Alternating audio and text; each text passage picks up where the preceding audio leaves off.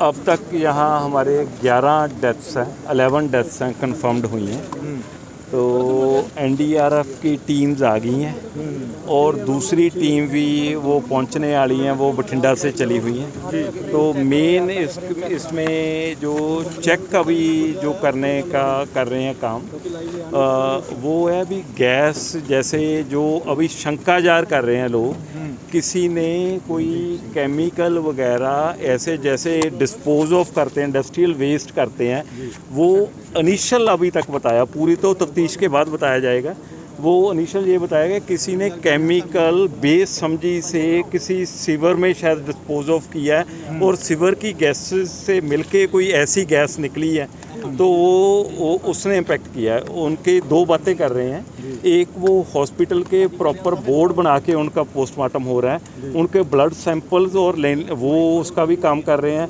अब इस एरिए में कंपैरेटिवली जो स्मेल थी काफ़ी कम हो गई। अब हम एहतियात बरत रहे हैं, वो पब्लिक एड्रेस सिस्टम से भी कर रहे हैं और दूसरा ड्रोन से भी चेक कर रहे हैं, कोई ऐसा ना हो कोई बेहोश ना आदमी हो।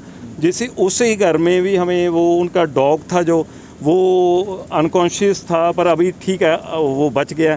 वहाँ उस जिसे जहाँ डेथ हुई है वो एक कैट का भी इम्पेक्ट हुआ है। जो डॉक्टर्स के बताने के मुताबिक ये वो गैस है, ये लंग्स सभी के ठीक हैं, एक्चुअली इस गैस ने ब्रेन के ऊपर अफेक्ट किया।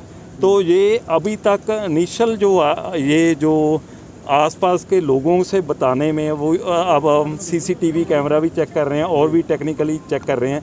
उसमें ये बता रहे हैं यही है कि लगता है किसी ने सीवर में कोई ऐसा केमिकल डाल दिया जिसके कारण उसकी रिएक्शन के और सीवर की गैसेस के रिएक्शन के कारण ये बात। अमोनिया गैस लग रही है सर, अमोनिया गैस तो नहीं है। नहीं, मैं मतलब I am not a expert.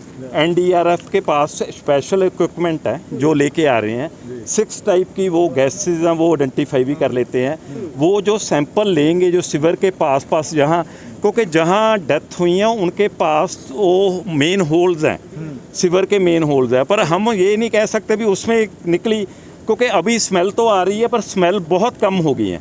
तो वो उसके जो बाद में जो एनडीआरएफ की टीम वो सैंपल लेगी, प्लस उनके जो ब्लड सैंपल की रिपोर्ट आएगी, उसका मैचिंग करने के बाद वो आपको एग्जैक्ट कॉज बताया जा सकता है भी कौन सी गैस है। तो अभी तक इंजर्ड कितने हैं सर? इंजर्ड कितने हैं सर? सैंपल ले गए ने अभी तक इंजर्ड कितने हैं सर? डेथ तो आपने हाँ, जो पेशेंट सिक हैं वो अभी 4 हैं, 11 की वो डेथ कंफर्म हो गया।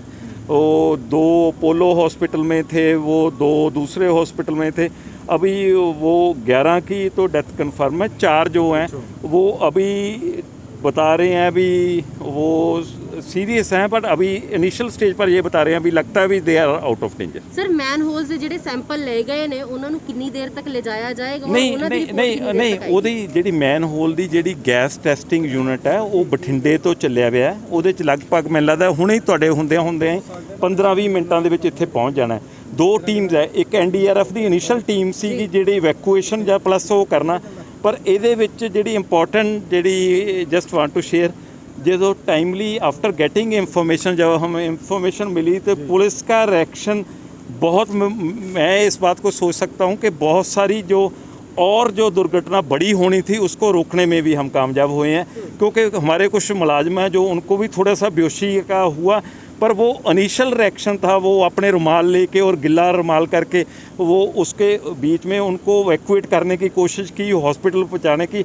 मेरे ख्याल में उनमें से 2 आदमी अभी बच जाएंगे। तो ये हमारी जो टाइमली जो सुकून की बहुत बड़ी दुर्घटना, जो 11 आदमी का मरना, दैट्स ए बिग इशू, पर उसके बावजूद भी जो टाइमली और इसकी नाकाबंदी करना, उसको लोगों को अवेयर करना, उस रोकने में मेरे ख्याल में ये और भी बड़ी दुर्घटना हो सकती थी अगर टाइमली वो हम रिस्पॉन्ड न करें।